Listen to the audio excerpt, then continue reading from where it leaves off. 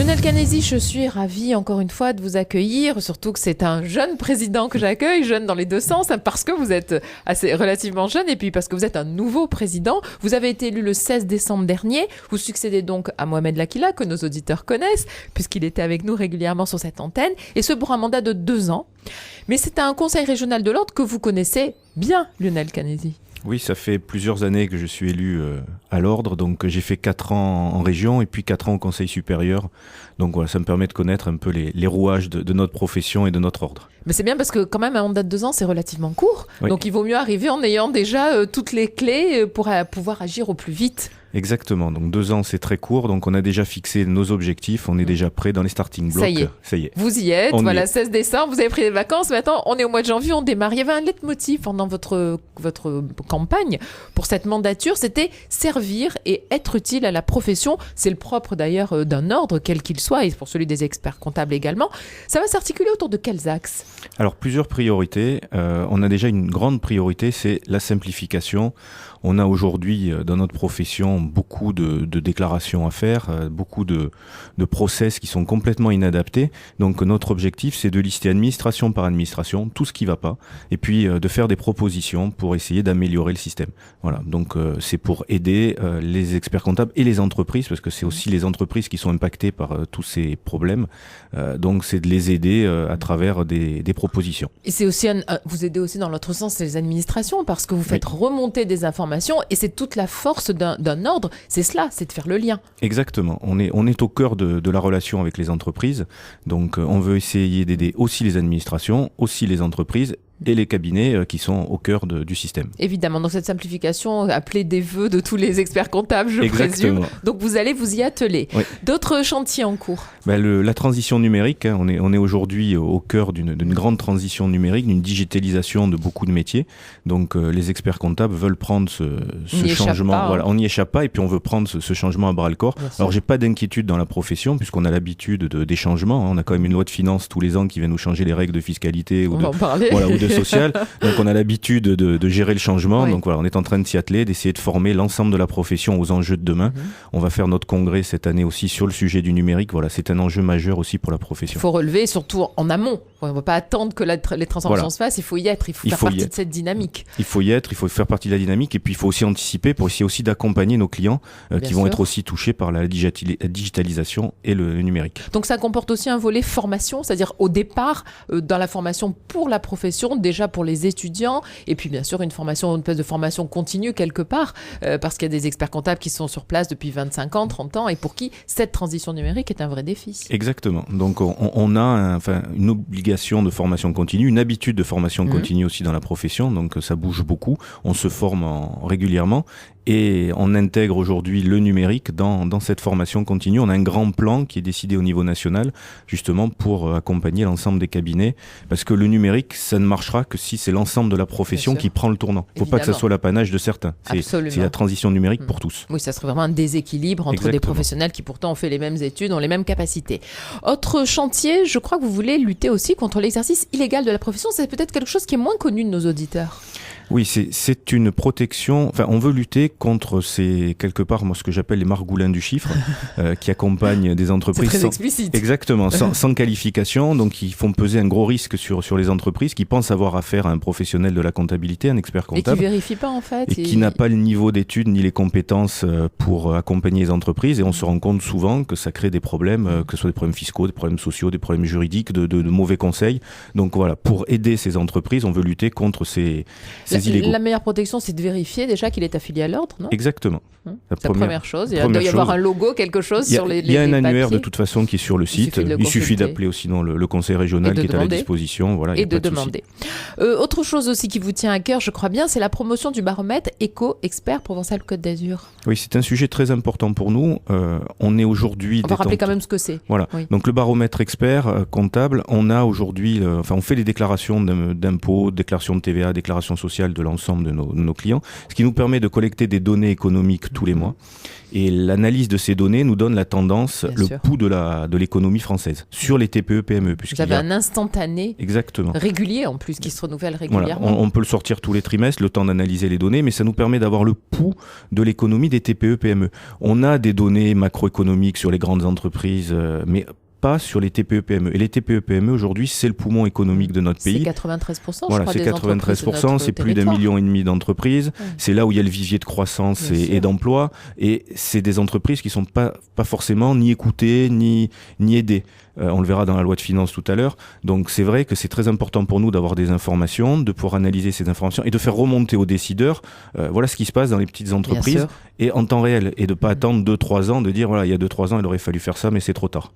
Donc il faut que vous soyez là pour cette vigilance, j'allais dire. C'est notre rôle citoyen de chef d'entreprise aussi au service des chefs d'entreprise. Absolument. Et nous avons d'ailleurs, nous, le plaisir chaque trimestre, donc lorsque ce baromètre va paraître ou paraît, le jour même, la plupart du temps, d'en avoir une présentation ici un peu détaillée et vous nous ferez le plaisir de venir la faire ici au micro de Radio JM régulièrement.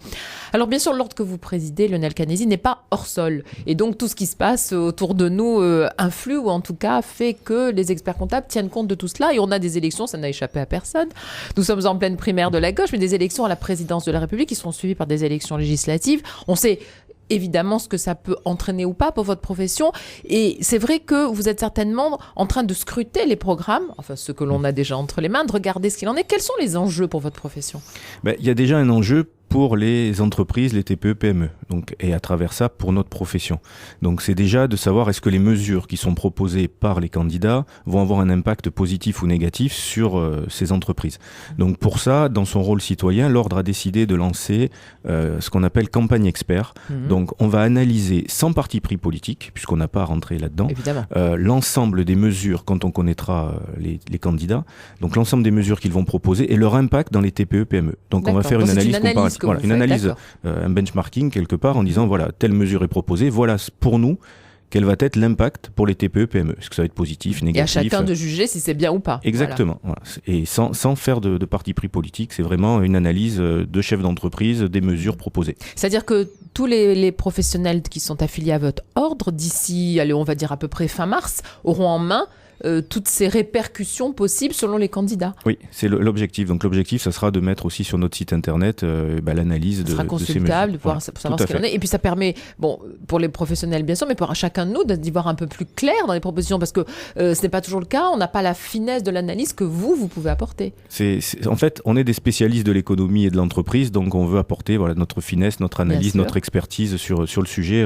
Et c'est la présidentielle, c'est aussi le moment de montrer que l'expert comptable a aussi un rôle citoyen d'accompagnement de l'économie. Mais rappelons que vous ne vous engagez que sur ce qui est proposé, pas forcément sur ce qui sera fait et les promesses tenues ensuite. Ça, c'est sûr. On s'en doute.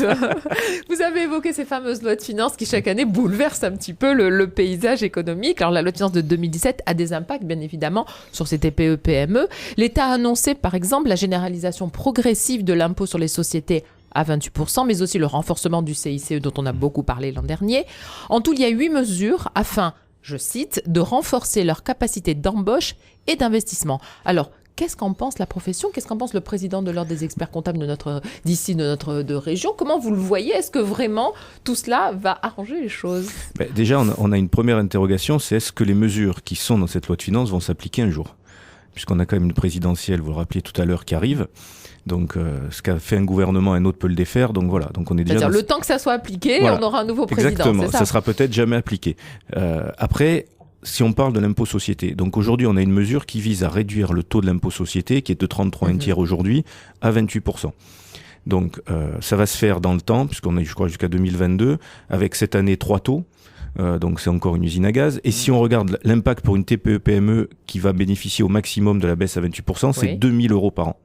Oui, c'est pas négligeable, mais enfin, c'est très peu. Voilà, c'est pas ça qui va relancer l'économie, donc il y a beaucoup d'effets d'annonce. Pareil, le CICE, passer le CICE de 6% à 7%, c'est très bien, mais pour une TPE, 1% d'augmentation, ça va peut-être représenter 150 ou 200 €, c'est pas avec ça que... Donc ces mesures qui nous sont proposées, qui nous sont présentées, bon, pour l'investissement, mais surtout pour essayer de refaire partir l'embauche, en fait, elles n'auront pas l'effet attendu. Je pense pas, je pense qu'elles ont un effet globalement, 1% d'augmentation de CICE sur le budget de l'État, c'est énorme. Oui. Par contre, individuellement, actuellement, quand on parle de 150-200 euros, ça n'aura pas d'effet. Moi, je préférerais qu'on limite, par exemple, le CICE aux entreprises de moins de 100 salariés et qu'on augmente le taux beaucoup, de façon à ce qu'il y ait un vrai impact. Parce qu'aujourd'hui, une entreprise de 1500 ou 2000 salariés, elle touche énormément de CICE, mais elle ne s'en sert pas pour l'emploi. Alors que la TPE-PME, elle en a besoin. Elle s'en servirait. Voilà. Donc je préférais qu'on cible les mesures un peu plus sur les TPE-PME. En fait, ce sont des mesures qui pourraient juste peut-être rendre un peu le sourire et donner envie de redonner de l'espoir à ces petites TPE-PME, beaucoup plus que d'avoir vraiment un impact. Oui, et puis ce qu'ont besoin les TPE-PME aujourd'hui, c'est de visibilité. Quand on fait un prévisionnel sur 5 ans en se disant je vais acheter une entreprise, je vais essayer d'embaucher, où est-ce que je vais aller quand je vais proposer mon dossier à la banque, voilà, aujourd'hui on n'a pas de visibilité. On le sait de toute façon que les années d'élection présidentielle, on sait très bien que tout est freiné, que les activités sont freinées, même les commerces, les hôtels savent que ce sont des périodes un peu difficiles et c'est la même chose pour la profession, c'est une année d'attente C'est une année d'attente, oui. Et c'est vrai qu'avec la fiscalité, on a l'habitude de gérer ça, mais c'est comme si on faisait un jeu de société, vous passez l'année à jouer. Et puis à la fin de l'année, quand l'année est finie, on dit voilà, les règles du jeu, c'était celle-là. Puisqu'on a la spécificité en France d'avoir la possibilité d'avoir une loi de finances rectificative qui reprend les règles rétroactivement au 1er janvier. Donc vous voyez la complexité. C'est extrêmement complexe.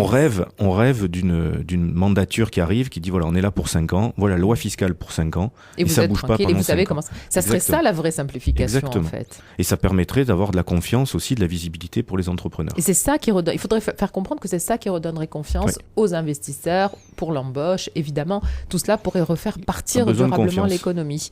Écoutez, il faut faire remonter toutes ces informations. J'ai gardé le meilleur pour la fin, Lionel Canesi.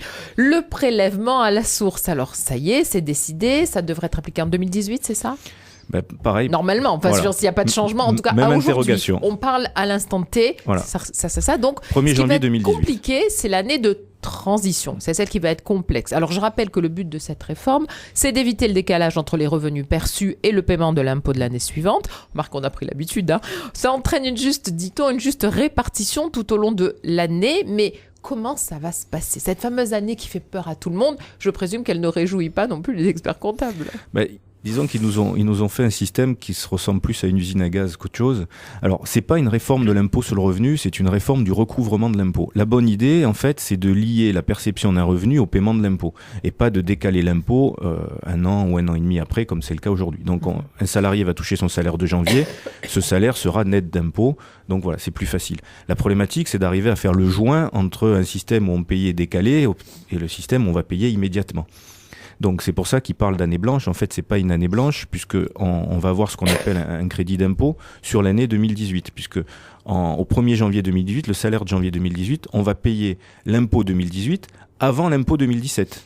Et que devient l'impôt 2017 ? C'est ça la question. Alors l'impôt 2017, il y aura un crédit d'impôt qui sera équivalent à ce qu'on aurait dû payer en 2017, qui va être déduit de ce qui a été payé en 2018. Et on fera quand même en 2018 une déclaration d'impôt 2017 pour solder la différence.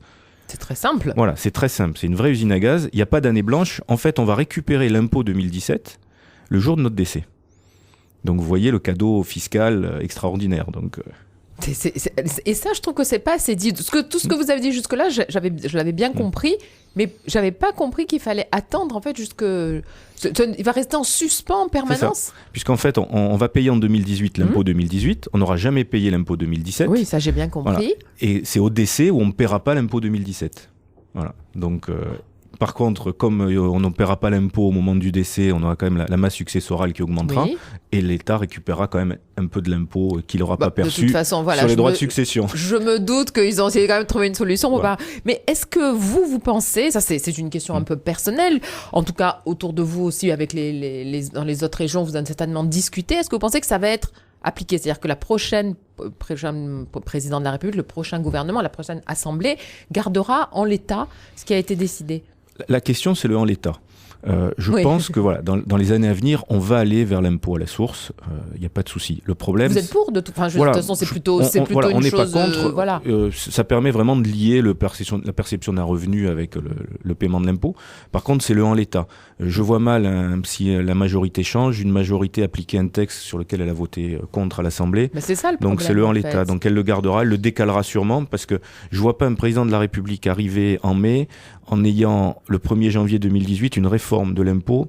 Si la réforme ne marche pas, parce qu'il y aura forcément des couacs. Ça va être compliqué, évidemment. Voilà. Et puis c'est une réforme qu'il n'a pas voulu, en Exactement. plus. Donc je pense que ça risque d'être décalé d'1 an ou 2.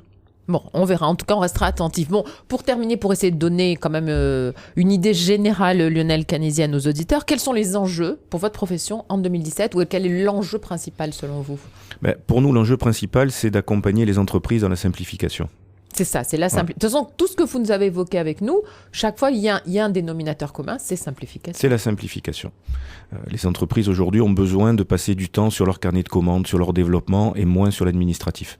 Donc il faut vraiment qu'on arrive à simplifier. Et aujourd'hui, quand on simplifie plus pour les administrations que pour les entreprises. Donc il faut vraiment arriver à simplifier le travail des entreprises. J'espère que ce n'est pas un vœu pieux. On va tout faire pour. En tout cas, et nous, on vous souhaite bonne chance pour cette présidence. Merci beaucoup, Lionel Canési, d'avoir répondu à toutes les questions avec beaucoup de clarté. Merci. On termine ce journal ensemble.